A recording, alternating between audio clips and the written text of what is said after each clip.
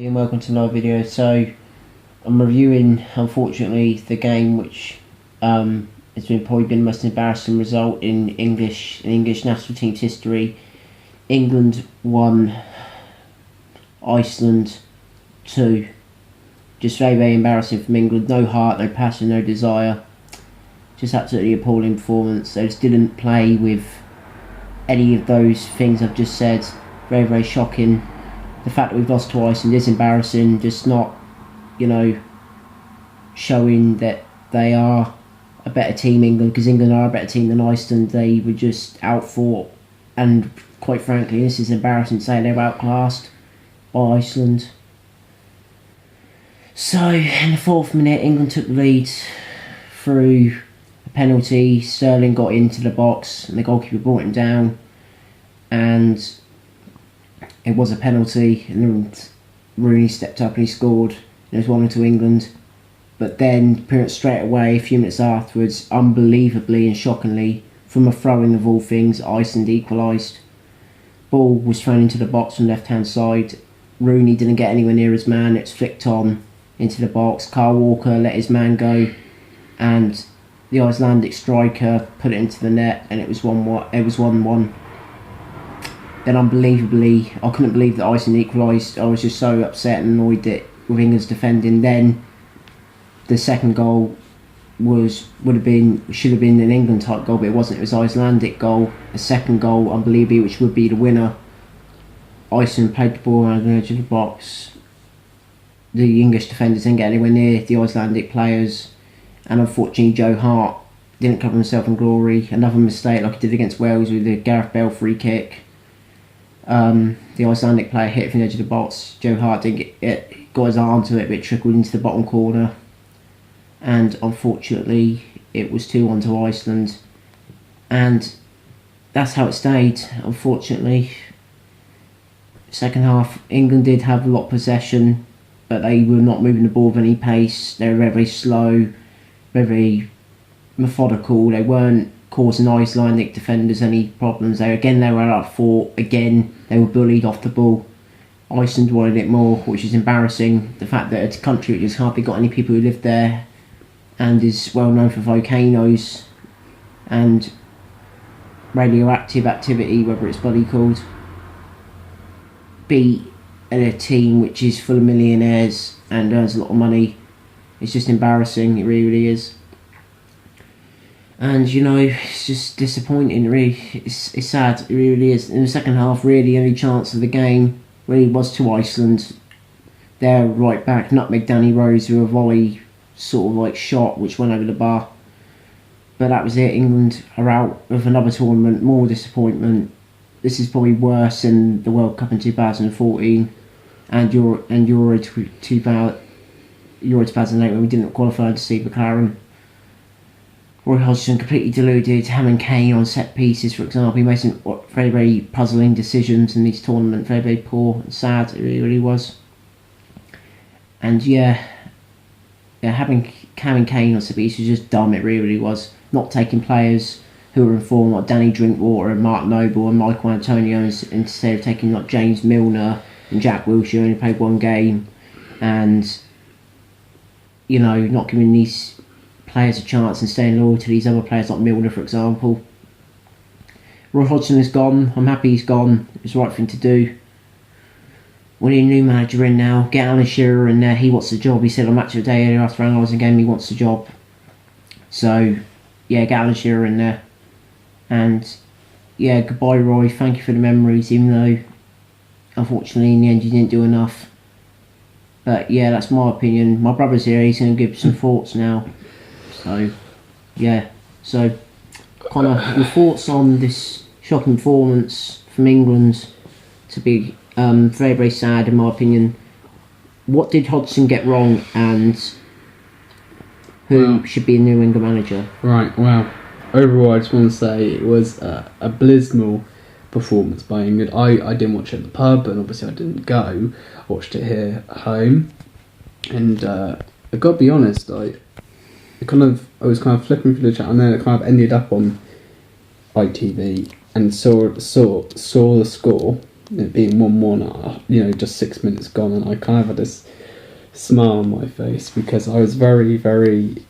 I wasn't actually particularly surprised, and to be honest with you, Roy isn't totally to blame, to be honest, my opinion, but in all honesty, he has a lot to answer for.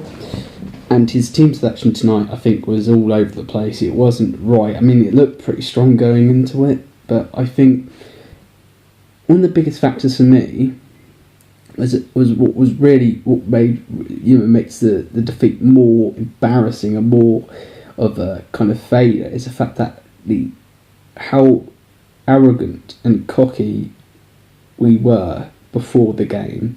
We were already talking about the next game against France, who we're going to start against them, and we basically just writing off Iceland. And I think people forgot the fact is that Iceland didn't just get it by chance. Iceland played their hearts out to get to this point in time. So they aren't no pushovers by any means. I mean, yeah, okay, they're part divers. I know that's kind of more salt in the wound, but you can't write them off. You can't write anyone off in this competition. And I feel we fell flat on our face. I personally didn't know why Rashford didn't start. I didn't know why Drinkwater wasn't even taken to France. I think Sterling should have been nowhere near the team. I don't know why he bring on Wilshere for, because Wilshere's not going to do much. He's a centre defensive midfielder. What's he going to do with going forward? Absolutely nothing. England weren't. I think a lot of the time England were playing quite a high line. It's caught on the counter a lot, and we got exposed a lot. And I think Iceland played very well. Congratulations to them. I don't know how far they can go. I mean, they got a really hard game against France. Getting past that, I can't see it. But like I said, I can't write anyone off.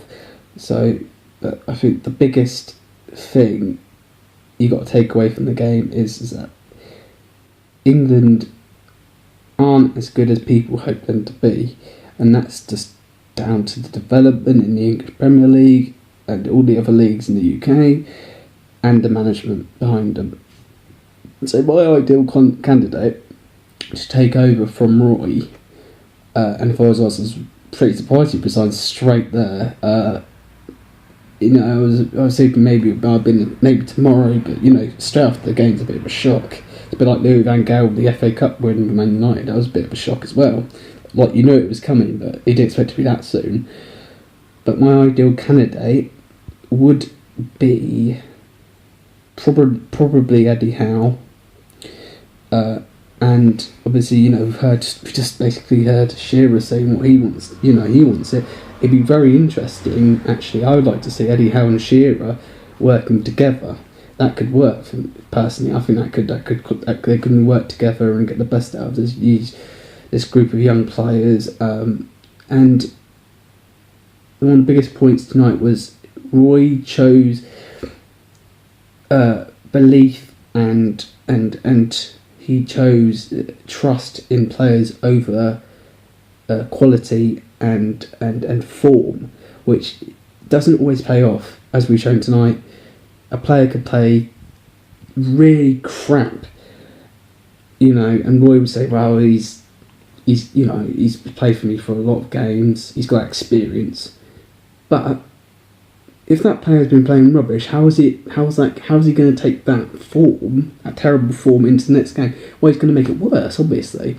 So I think it's a good decision by Roy to go, because he's going to get sacked anyway. I don't know what England were expecting, to be honest with you, because they got pretty far as it is. They're quite lucky to get out of the group, personally. I'm pretty flabbergasted. I'm not remotely disappointed. And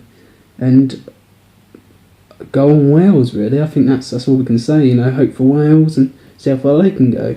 See, yeah, that's yeah. Thank you, Connor, for your opinions. But that's another factor that I was talking to it. Also, I may have to, before I continue, I may have to put this in different parts, considering that it's gone over 7 minutes. But Connor made a valid point there. Look at the Welsh national team. They were in they were in our qualifying group, and they've shown more passion and desire than we have in the last 10 years, in my opinion. we've been through a list of managers and they've all had the same problem. They have made the England team scared of the opposition. They don't take the right players. Like you've seen it in the past. You've seen it with Ericsson when he took Heskey to the 2006 World Cup. You've seen it with Capello. You've seen it with McLaren. You've seen it with Taylor. You've seen it with Venables. You've seen it with everybody. You've seen it with Hodgson. All of them. Literally, and this is bleeding into the team now. It is clear as day. It's the big clubs that get the players into the national teams, right? And it's not fair on the little clubs, because you got the little clubs. You got Leicester, right? Obviously, phenomenal season last season. Considered not necessarily a big club, but they did the impossible. Really, how many players did they take to the Euros? What was it? One. And that was and because why was that? And he hardly even played. Why was that? You know, Leicester won the Premier League. You know, that's unbelievable.